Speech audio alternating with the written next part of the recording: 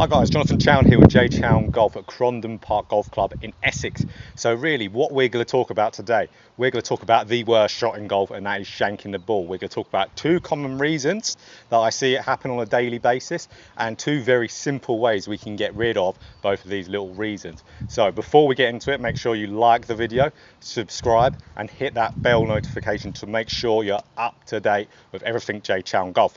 So let's get into the first reason here about shanking the ball. Now this for me is, I'd say if I have a week of shankers come to me, 8 times out of 10 they'll be doing this one move. So this is the most common move for really struggling with the hosel rockets. So I will see them get up to the top of the backswing, nice structure, and as soon as they start coming down to the downswing, this back heel starts lifting up excessively. Now why does that cause a shank of the ball? So if I just do this at setup here, so if I move my back heel up excessively, you're going to see how my knee gets pushed out. Now when my knee gets pushed out, my body, my right side of my body will be pushed with it. You can see when I do this, see how my club is sliding towards, and it's sliding, so that ball is more lining up with the heel. So if we are doing this coming down in the downswing, boom, we can hit that heel. Now we could make a compensating movement to that by adding a lot of right side bend to the ball to really neutralize that movement. So you think of someone like Justin Thomas, for example, is a tour player who does this move. He has a lot of right heel movement coming up, but he has a tremendous amount of right side bend. See how I'm bending and my right shoulder's getting close to the ground, and that will neutralize the movement. If I do that right side bend, see how the golf club's going to get pulled the other way. But vast majority of golfers don't do this and generally can't do this. So what do we need to do? We need to get rid of this move here, because if we don't right side bend come into it, we're hitting that hosel all day long. So we have the easiest drill ever to fix this. Easiest drill ever, and it's instant feedback. We just need another club, preferably let's say a wedge or a short iron, something that's got a bit of loft on it. And what we do, we put this underneath our back heel. Now it's going to be pretty explanatory here. If I do a swing and I lift up my heel early, club falls down to the ground. So ideally what we want, a proper movement of this foot, we want to be coming down in the downswing. We will be either, instead of lifting, we want to be more rolling our foot onto the side. Banking is the term for it. And we want to be releasing this just after impact. So instant feedback here. If you're someone who really struggles with this, this is going to be the perfect drill for you. So if I hit a little shot down there with this underneath my back foot, I'm really not going to shank the ball. Good, if anything, I'll probably hit that a little bit toey. So we can see here that this is perfect feedback for this problem. So let's cut to another view here where you're going to see from my perspective how we're going to practice this drill. Just another little way of, when you're practicing, you can relate this to how it looks from me doing it and how it looks for you doing it when you get on the range and practice it. So what we can see when we're raising up this back foot and how it causes the shank, if I just put myself at setup here and I raise up my trail heel, and you can see how my knee is going to get pushed outwards, and then you can see how the club, naturally just me doing that, gets pushed outwards with it, because obviously our knee's going this way and our body, let's say our hip and our right arm's going to be coming with it.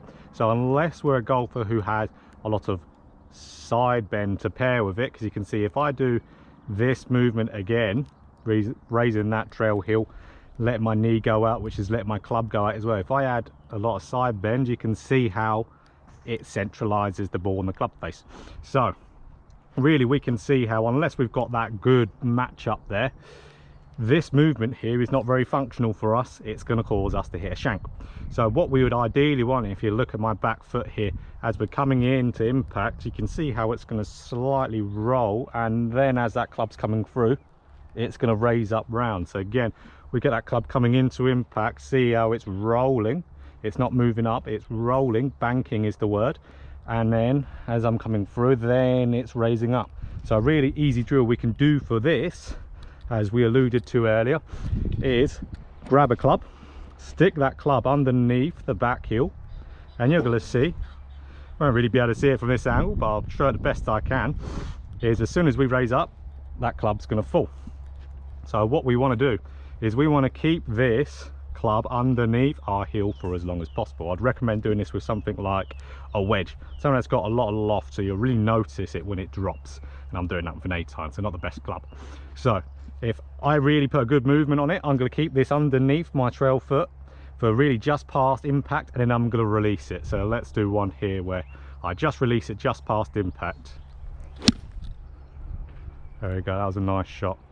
So we can really see if this heel starts going forward, we can see the club goes forward with it, and there comes your shank. So really, let's keep that right heel down, or your back heel, for as long as possible, but we want it to be coming through and coming up after impact. So that's the first reason that I see, the most common one for shanking the ball on a daily basis. But there is another one that is following closely behind it. So this is the second reason here. And this is very common for people who are shanking their little pitch shots as well. So if you're shanking your pitch shots and you see the occasional one in your full swing as well, this is the move. So if we're getting over the ball here, I see a lot of people with their hands in the takeaway shoot too far outwards. Now, when you shoot too far outwards with your hands, you have to repin, let's say, your arm back, because when we shoot outwards, the left arm or your lead arm gets detached from your body. Now what we would have to do to make that work is repin it in the downswing to be able to get it back onto the ball properly. If I really shoot outwards my hand, I get my lead arm disconnecting from my body. Let's say if I keep it disconnected because of that outward hand path, and I just come through the ball, you're going to see, yep, I'm probably going to hit the hosel. My swing is going to move outwards too much. So that's not what we want to do as well. We want to be making sure, because we're working on an arc around our body, we want to make sure we're moving those hands on that arc. We don't want to be bulging out on that arc straight away. So if you struggle with that with pitching, for sure, very common, probably the most common for pitching anyway, for shanking the ball, is those hands just moving so far out that it gives you no time to get onto that ball and hit it out the center. So easiest, again, little drill here is getting these hands moving more around your body. So we really want to make sure we're going to be more brushing our thigh as we're going around our body. So if you're really coming out, I want you to over exaggerate this feel by coming in with your hands more. You can see if we're coming in with our hands more, we're going to be more connected between our arms and our body, especially our left arm. And as we're coming down, we're going to have more connection again coming down with our left arm and our chest, and we'll be able to hit that center of the club face much more often. So really practicing here, getting those hands going more in, feel like you're almost brushing your right thigh, your trail thigh. So let's hit a little shot there. Again, if anything, more on the toey side. So really you can see when I'm over exaggerating these two moves, it gets the opposite kind of strike that we're looking for. But if you're a shanker of the ball and you over exaggerate these and you start hitting a little bit toey, that's perfect. We want to get you feeling that. So again, let's cut to another little segment here of a perfect little drill. We're going to do it from my perspective that we can do pretty much the same thing we just talked about then, with a little bit of an addition. So if we look at reason number 2 from this angle about what's the most common reasons people be shanking the ball. Now I see a lot of the time people's hand path in takeaway, like we've talked about, really shoots outwards and away from the body, because you can imagine if we've gone outwards and away from the body, if we haven't reconnected our arms coming down, we are gonna probably hit more on the hosel side of the club. Our swing's gonna be moved out just like before, outwards. So if I keep my arms away from my body and disconnected, and I don't reconnect them in a downswing, and I come through, what am I going to do? I'm going to hit the hosel of the golf club. So we've got really a nice little drill here we can do, because we want these hands going more around our body, where it gets us a little bit more connected with those arms, and we can keep it there. A really nice simple drill we can do is we can grab a tee. So a tee here, we can stick this tee in the butt end of the club. So just jot it out there. Now, if we do a disconnected move in this takeaway, we can very clearly see that tee's really moving away from us. And the goal of this drill is to get this tee really getting really close to brushing your side. And you can really see if we're really close to brushing, let's say, our back thigh, you can see how that club and my hands are going more around my body coming up. So we can really, just from this simple drill with the tee, we can really eliminate this move. If we can get that tee going closer, we're going to be having more connection to our body, and then we're going to really increase our chance of hitting it right there, not there.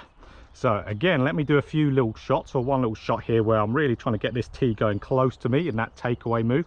I'm not getting this tee moving out and away, so my hands are going to be getting more in and around. And we'll just clip a little shot down there. See, if anything now, I'll probably hit that fairly on the toe side, but then you can see if I've hit it on the toe side, I've definitely gone round more with my hand. So if you're chronically shanking the ball and you really do this movement, get a tee in the button to your club and then get yourself to brush your thigh, or get as close as you can to brushing that thigh, and that will get your arms more connected coming through the shot, and that'll increase your chances of hitting it right where we want to. So to summarise here, guys, for shanking the ball, these two common reasons and these two fixes for these reasons, what we need to do, we've got a very clear idea. Let's say with the first one, getting a club underneath the foot, making sure it stays underneath there, we're not releasing it early, because if we lift that trail heel up too early, the knee's going to move out, the club's going to move out with it. And then with our hand path, if we're taking our hands too far outwards, we're going to have to repin it back to our chest. A lot of, let's say, there'll be inconsistency from swing to swing to do that. So our easy fix for that is getting those hands moving more in. And if you struggle with shanking your chip shots and pitch shots, that's the move, really making sure those hands are going more round your body, following your arc, rather than bulging out first and hitting the hosel. So two very easy fixes for a really horrible shot. So if you like that video, guys, make sure you like, make sure you subscribe and click that bell notification as well, so you're always notified on everything JChownGolf. So let's work on these. If these are the parts of the reasons why you shank the ball, again, there's many other reasons. Like, these are the most common ones I see on a daily basis. So I hope this helps you guys, and let me know down below if this helped you, or if there's another reason why you think you might be shanking a ball.